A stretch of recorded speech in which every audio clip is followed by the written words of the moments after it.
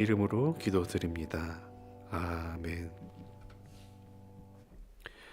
이 시간 우리에게 주시는 하나님 말씀은 시편 83편 1절에서 18절 말씀입니다. 구약성경 863쪽입니다. 시편 83편 1절에서 18절입니다. 한 절씩 교독하겠습니다. 하나님이여 침묵하지 마소서. 하나님이여 잠잠하지 마시고 조용하지 마소서. 무릇 주의 원수들이 떠들며 주를 미워하는 자들이 머리를 들었나이다. 그들이 주의 백성을 치려하여 관계를 꾀하며 주께서 숨기신 자를 치려고 서로 의논하여 말하기를 가서 그들을 멸하여 다시 나라가 되지 못하게 하여 이스라엘의 이름으로 다시는 기억되지 못하게 하자 하나이다. 그들이 한 마음으로 의논하고 주를 대적하여 서로 동맹하니 곧 에돔의 장막과 이스마엘인과 모압과 하갈인이며 그 발과 암몬과 아말렉이며 블레셋과 두로 사람이요 아스롯도 그들과 연합하여 롯 자손의 도움이 되었나이다. 셀라. 주는 미디안인에게 행하신 것 같이 기손 시내에서 시스라와 야빈에게 행하신 것 같이 그들에게도 행하소서. 그들은 엔돌에서 패망하여 땅에 거름이 되었나이다.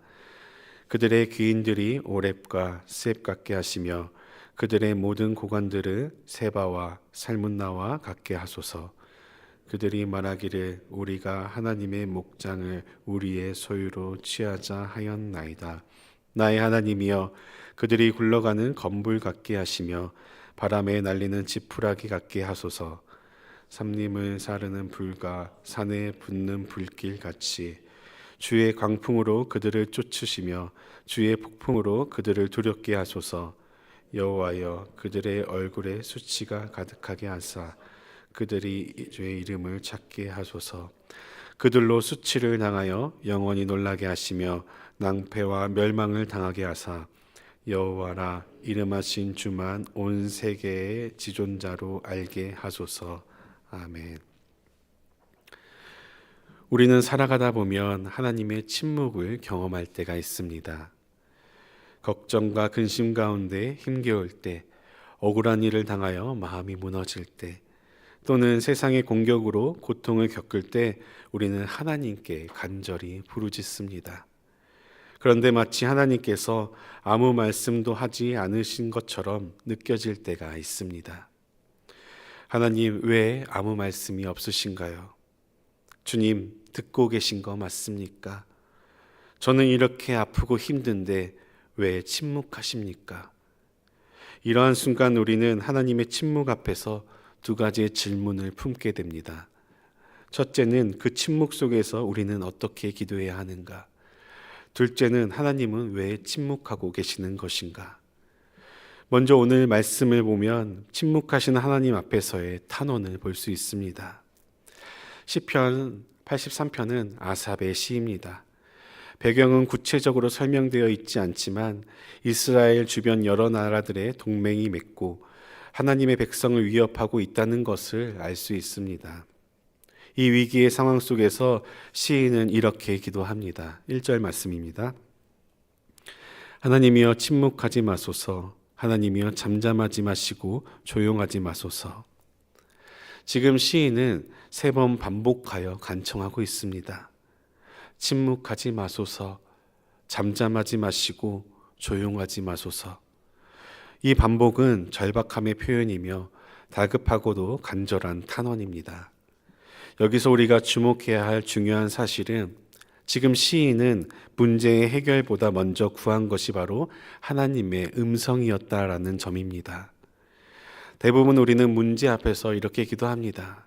주님, 이 고난을 속히 해결해 주시옵소서. 주님, 이 문제가 하루속히 사라지게 하여 주시옵소서. 그러나 시인은 가장 먼저 하나님의 침묵을 깨어달라고, 즉 하나님의 말씀을 듣고 싶다고 기도합니다. 이는 매우 본질적인 깨달음을 줍니다. 우리의 기도는 언제나 문제 해결이 먼저가 아니라 하나님의 뜻을 구하는 것이 우선이어야 합니다. 말씀을 통해 하나님이 이 상황을 어떻게 바라보고 계시는지를 깨닫고 그 시선으로 현실을 다시 바라보는 것이야말로 믿음의 첫걸음입니다. 2절 말씀입니다.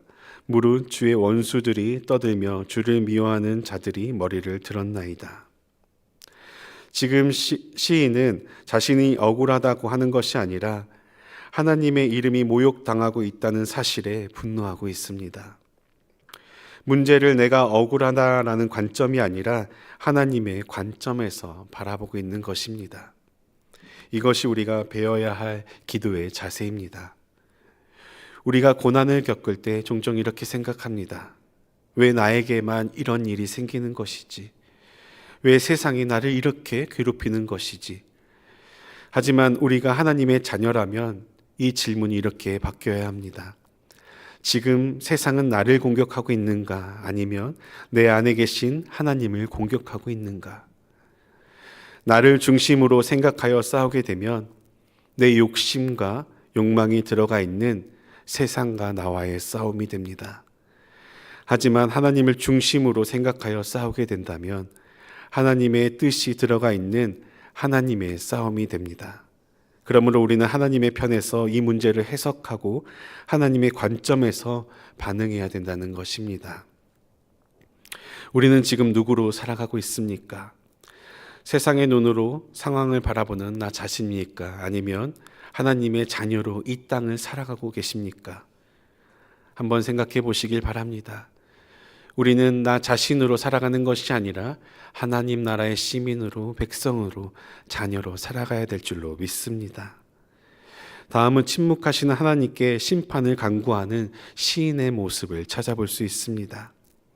시인은 하나님께서 과거에 행하셨던 심판의 사건들을 나열하면서 동일한 역사가 다시 일어나기를 기도하고 있습니다.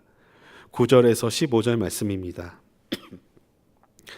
주는 미디아인에게 행하신 것 같이 기손 시내에서 시스라와 야빈에게 행하신 것 같이 그들에게도 행하소서. 그들은 엔돌에서 패망하여 땅에 거름이 되었나이다. 그들의 귀인들이 오렙과 스앱 같게 하시며 그들의 모든 고관들은 세바와 살문나와 같게 하소서. 그들이 말하기를 우리가 하나님의 목장을 우리 소유로 취하자 하였나이다. 나의 하나님이여, 그들이 굴러가는 건불 같게 하시며 바람에 날리는 지푸라기 같게 하소서. 삼림을 사르는 불과 산에 부르는 불길 같이 주의 강풍으로 그들을 쫓으시며 주의 폭풍으로 그들을 두렵게 하소서. 여기 나오는 미디안, 시스라, 야빈, 오렙, 스앱 모두 사사기에 등장하는 하나님의 심판 대상들이었습니다. 시인은 과거 하나님의 심판 역사를 붙잡으며 그 하나님이 지금도 살아계심을 믿고 동일한 능력을 간구하고 있습니다. 여기서 우리가 기억해야 하는 것은 성경 속의 하나님은 과거에만 살아계신 분이 아니다라는 것입니다. 지금 이 순간에도 우리의 삶 속에서 실제적으로 역사하시는 전지전능하신 하나님이십니다. 히브리서 13장 8절 말씀에도 예수 그리스도는 어제나 오늘이나 영원토록 동일하시니라 라고 말씀하고 있습니다. 그렇습니다. 매일 우리와 함께 하시는 하나님은 침묵하시는 것이 아니라 어제도 계셨고 오늘도 계시며 내일도 계시는 분이십니다. 어제도 오늘도 내일도 살아 역사하시는 분이십니다. 이것을 꼭 기억하시길 바랍니다. 또한 시인은 하나님의 심판을 요청하면서 복수를 바라는 마음이 아니었습니다. 그는 하나님의 이름이 열방 가운데 드러나기를 바랬습니다. 즉 하나님의 이름이 드러나는 것이 우리 기도의 목적이 되어야 합니다. 16절에서 18절 말씀입니다. 여호와여, 그들의 얼굴에 수치가 가득하게 하사 그들이 주의 이름을 찾게 하소서. 그들로 수치를 당하여 영원히 놀라게 하시며 낭패와 멸망을 당하게 하사 여호와라 이름하신 주만 온 세계의 지존자로 알게 하소서. 시인은 단지 원수를 멸해달라고 기도하고 있지 않습니다. 그의 목적은 하나님의 이름이 높임을 받는 것입니다. 심판의 결과가 사람의 영광이 아니라 하나님의 주권이 드러나는 것이 되어야 합니다. 우리의 기도도 마찬가지입니다. 고난을 통해 하나님의 이름이 높아지고 하나님의 영광이 드러나야 합니다. 그렇지 않으면 그 문제 해결이 곧 자기의 영광으로 끝날 수 있기 때문입니다. 그렇기 때문에 우리의 문제를 놓고 우리는 기도할 때에 진정한 하나님의 뜻을 간구하며 깨달아 나가야 합니다. 예수님께서도 십자가에 매달리시기 전에 간구하였습니다. 피할 수 있다면 피하게 해달라고 하나님께 요청하고 부르짖었습니다. 하지만 결론은 그러나 주님 뜻대로 하시옵소서라고 하였습니다. 우리의 기도의 결론도 그러하기를 소망합니다. 우리의 문제를 놓고 기도할 때 이 문제의 해결도 중요하지만 이 문제를 통해 영광 받으실 하나님의 뜻을 바라보시길 바랍니다. 그랬을 때에 그 문제 가운데에서도 우리를 사용하시는 주님을 만날 수 있을 줄로 믿습니다. 그런 우리 모든 교우님들이 되시길 간절히 소망합니다. 말씀을 마무리하도록 하겠습니다. 제가 길치라서 내비게이션이 없으면 운전을 잘 못합니다.